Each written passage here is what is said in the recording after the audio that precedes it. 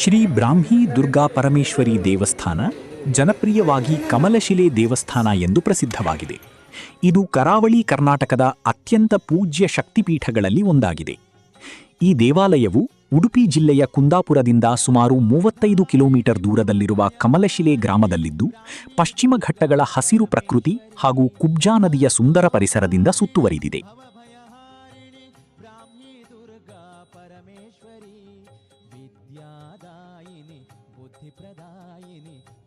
ದೇವಸ್ಥಾನದ ಸ್ಥಳ ಪುರಾಣದ ಪ್ರಕಾರ ದುಷ್ಟಶಕ್ತಿಗಳನ್ನು ಸಂಹರಿಸಲು ದೇವಿ ಪಾರ್ವತಿಯವರು ಇಲ್ಲಿ ಅವತರಿಸಿ ನಂತರ ಪವಿತ್ರ ಲಿಂಗರೂಪದಲ್ಲಿ ನೆಲೆಸಿದರು. ಕಮಲಶಿಲೆ ಎಂಬ ಹೆಸರಿನ ಅರ್ಥ ಕಮಲದಾಕಾರದ ಶಿಲೆ ಎಂಬುದಾಗಿದ್ದು, ದೇವಿಯೊಂದಿಗೆ ಸಂಬಂಧ ಹೊಂದಿರುವ ವಿಶಿಷ್ಟ ಕಮಲಾಕಾರದ ಪವಿತ್ರ ಶಿಲೆಯನ್ನು ಸೂಚಿಸುತ್ತದೆ.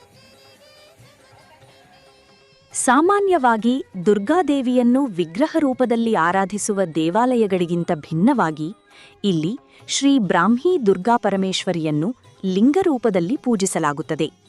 ಈ ಲಿಂಗದಲ್ಲಿ ಮಹಾಕಾಳಿ, ಮಹಾಲಕ್ಷ್ಮಿ ಮತ್ತು ಮಹಾಸರಸ್ವತಿಯವರ ಸಂಯುಕ್ತ ದೈವಿಕ ಶಕ್ತಿಗಳು ನೆಲೆಸಿವೆ ಎಂದು ಭಕ್ತರು ನಂಬುತ್ತಾರೆ.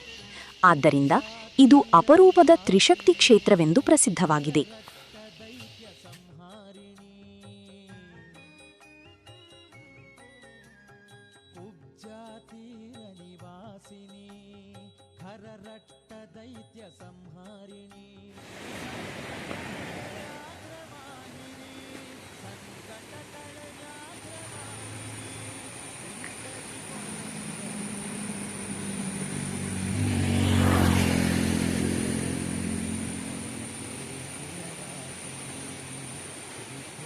ಇಲ್ಲಿ ನಡೆಯುವ ಚಂಡಿ ಹೋಮ, ಕುಂಕುಮಾರ್ಚನೆ ಹಾಗೂ ಸಂಜೆಯ ಸಲಾಂ ಪೂಜೆ ಭಕ್ತರಲ್ಲಿ ವಿಶೇಷ ಪ್ರಸಿದ್ಧಿಯನ್ನು ಪಡೆದಿವೆ. ಪ್ರತಿ ವರ್ಷ ಏಪ್ರಿಲ್ ತಿಂಗಳಲ್ಲಿ ನಡೆಯುವ ಕಮಲಶಿಲೆ ಜಾತ್ರೆ ಕರ್ನಾಟಕ ಹಾಗೂ ನೆರೆಯ ರಾಜ್ಯಗಳಿಂದ ಸಾವಿರಾರು ಭಕ್ತರನ್ನು ಆಕರ್ಷಿಸುತ್ತದೆ.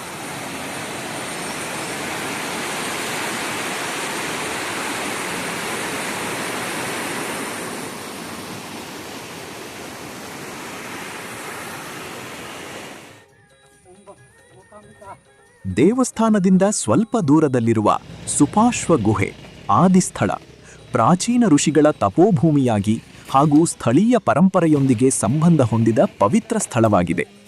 ಕಮಲಶಿಲೆ ದೇವಸ್ಥಾನಕ್ಕೆ ಬರುವ ಅನೇಕ ಯಾತ್ರಿಕರು ಇದೇ ಪ್ರವಾಸದಲ್ಲಿ ಸುಪಾಶ್ವ ಗುಹೆಯ ದರ್ಶನವನ್ನು ಪಡೆದುಕೊಳ್ಳುತ್ತಾರೆ.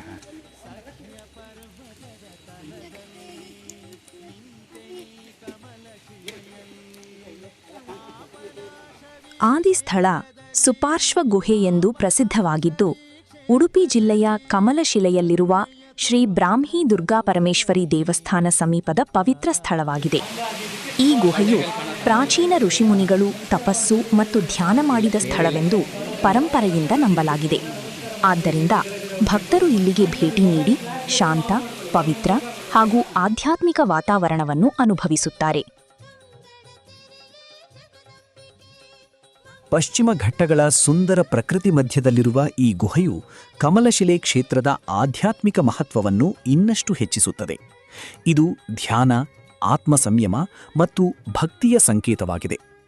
ಅನೇಕ ಯಾತ್ರಿಕರ ನಂಬಿಕೆಯಂತೆ ಆದಿಸ್ಥಳ ಮತ್ತು ಕಮಲಶಿಲೆ ಶ್ರೀ ಬ್ರಾಹ್ಮಿ ದುರ್ಗಾಪರಮೇಶ್ವರಿ ದೇವಸ್ಥಾನ ಎರಡಕ್ಕೂ ದರ್ಶನ ಮಾಡಿದಾಗ ಮಾತ್ರ ಅವರ ತೀರ್ಥಯಾತ್ರೆ ಸಂಪೂರ್ಣ ಫಲಪ್ರದವಾಗುತ್ತದೆ.